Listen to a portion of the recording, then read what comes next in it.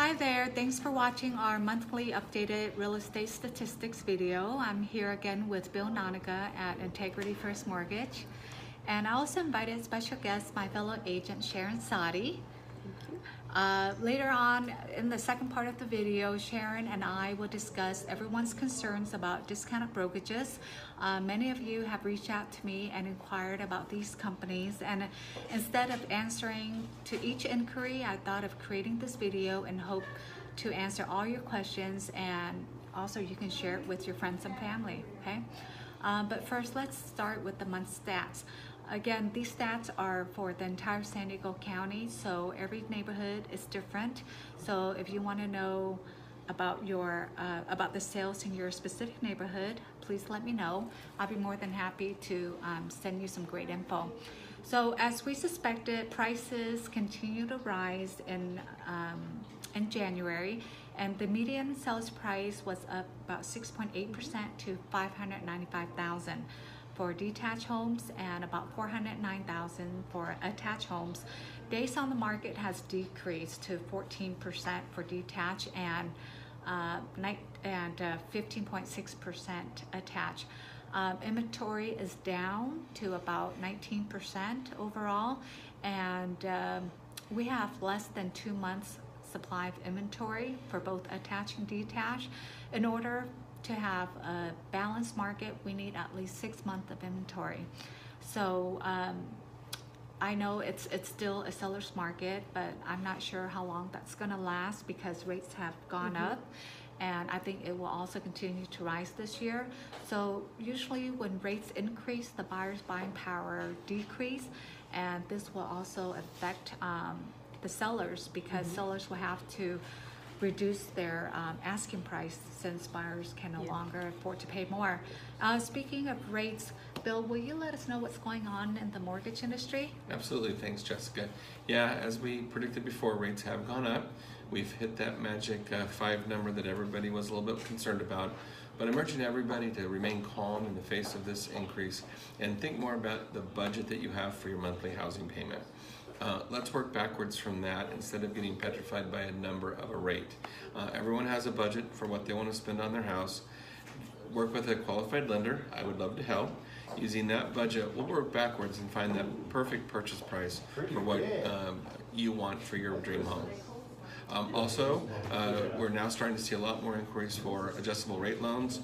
These are loans that have a fixed rate for a period of time, say 5 years, and then start to adjust after that, giving the market some time for the 30-year fixed to come back down.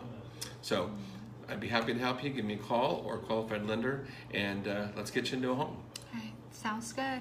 So let's talk about all these online companies and these new discounted brokerages that you see advertising out there.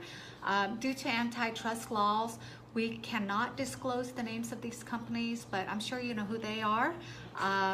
But about a few weeks ago, a buyer asked me if I could discount my commission to 1% since other realtors out there are offering it. And I sent her a really lengthy email, but I just want to break it down to you guys. There are three main reasons why an agent would offer you their commission. Number one is that they are part-time agent with a full-time job. So they don't really care. They don't even have time to work on your behalf, show you properties, answer your questions since they have a full-time job. And since they're getting paid at the current company that they work for, they don't care what the commission is going to be, right? The second thing is they are desperate for your business. So they must be very new to the industry, and they don't care. So they don't care what the commission is, they just want business, so they're starving. The third reason is that they are weak negotiators.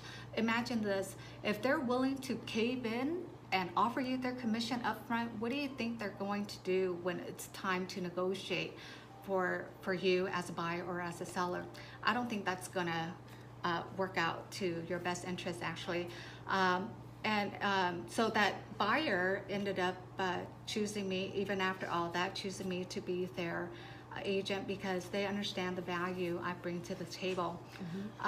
So back to this discounted brokerages, they're just out there. They're everywhere now. And Sharon has been doing some research these past couple of days on these new companies that just pop up, and it's concerning. It's concerning for the consumers, and it's also concerning for us as well. And we're here to answer your questions and to educate you on why these companies are doing this and why it's actually very dangerous if you decide to work with them.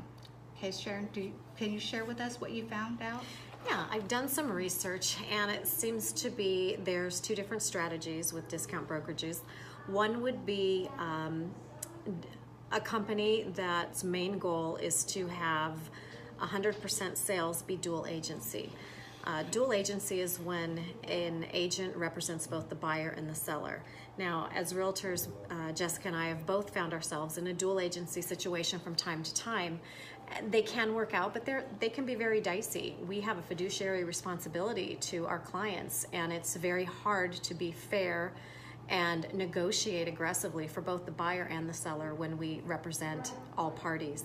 Another example of dual agency would be two different agents on a transaction that work within the same company. That would be if Jessica had a listing and I had the buyer for her listing. That's a different type of dual agency, and that can also work out well because we're both representing our own clients. Yeah.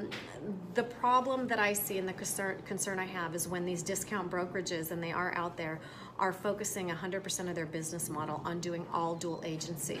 This means they are not putting your listing, your home sale in the MLS, which means they are excluding all the other agents in San Diego County from participating with their buyers in the transaction. Their goal is to just put your listing on Zillow and all the other search engines in hopes that they will also attract a buyer to represent in that transaction. The concern with this is you are not being represented and getting probably the best terms and price for the sale of your house. When a discount company focuses solely on dual agency as their business model, you're also setting yourself up to be extremely vulnerable to litigation in the future. Lawsuits can arise all the time, especially in California, and even the agents with the best integrity and know-how can find themselves in situations that arise from dual agency. So you really, I don't advise using a company where that's their sole business model. Another thing I found out was there's also companies that are self-automated, where they're encouraging you to book your own showings, which is a pitfall because you want to have somebody like Bill who's had them pre-qualified, and you know that you're not just having strangers traipse through your house. With discount brokerages that encourages self-automated model and advertising bottom of the barrel listing sales fees, they're going to have to generate a high quantity of transactions instead of quality. So they're going to forego quality for quantity. So when you're out there and you're trying to sell your house, you want an agent that can take the time to negotiate on your behalf. If I have to run around and get 40 other clients to compete, I'm not going to have time to negotiate for you. And so that's where the self-automation models are encouraging you to pretty much do your own work. For example, if I had a listing and I had a buyer's agent call me with, let's say, a lowball offer, I'm going to take the time to educate them on the comps that I have, and we are going to work together to come to a fair compromise for everybody involved. If you're doing everything yourself with the discount brokerages, you're not going to really be prepared to handle that. Another thing is I found out that these discount self-automated brokerages are encouraging you as the seller, once you're in your transaction on your home, to talk to the buyers directly. Once again, the reason is they're putting quantity over quality, so they want you to do this work. I would never advise a seller to speak directly to a buyer. It's all great in the beginning when you accept their offer and you get to move on and they get to move into your house. It's all a feel-good moment. Down the road through the transaction, the buyer's going to have a home inspection done on your home. You've spent years in your home, you take pride in it, you feel like you've done the best improvements and things to make your home desirable to someone else. it's a reflection of you. Your home is a reflection of you. So when you get a home inspection report back on your home, and there's all these things that the home inspector have called out as wrong on your home, you're going to start to take it personally.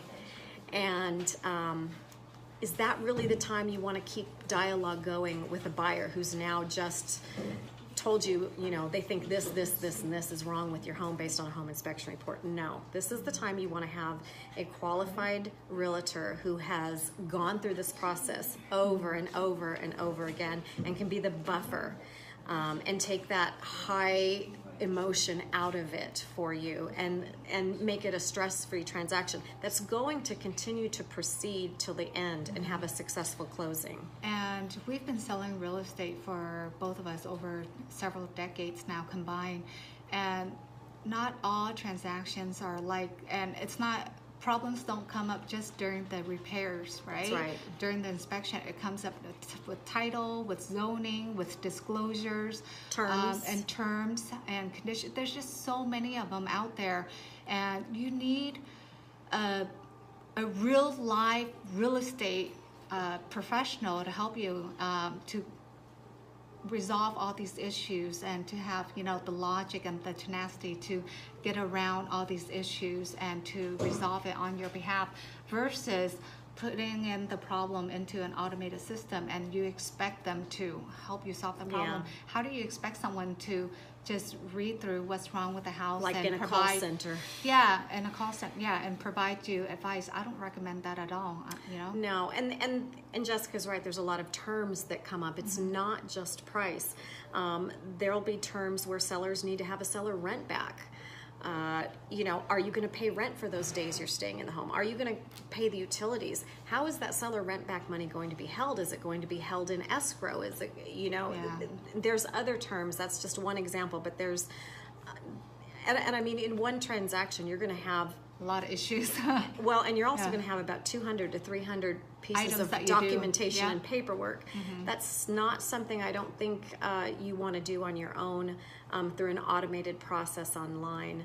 Once again, you leave yourself at risk for potential litigation and not getting the best deal that you can, the highest price for your home, and terms that work for you. And a lot of times problems come up after you close the property. So imagine that discount brokerage is no longer in business. Who do you go to for help? I know back in the 90s, there's this one company, I won't mention any name, but they charge 1% to list your house. Guess what? They're no longer the business. So when problems come up, who do you go to? They're no longer around. So it's very important for you to use a realtor and a well-named brokerage who's going to be there for you when things come up after they close. Yeah, as well. That's true. And lastly, I'd like to say that, Jessica and I, we do offer competitive sales incentives for our clients without sacrificing the actual hard work it takes to have a successful closing on your home. Yeah, so. Absolutely. Yep. Yeah, and I did want to add one thing to that, guys. They mentioned that every transaction is different, and it's true. But there's one thing that's constant that I have seen in doing this for over 25 years. Yes, I'm that old. That buyers and sellers have so much on their plate already, with the documents to sign and the utilities that have to be taken care of, cable, moving companies. Do you really want to take on additional work that should be being done by a professional? So call one of these amazing realtors that you see on your camera right now and let them help you. Great. Well, thanks for watching, and call us if you need anything. Thanks. Bye. Thanks.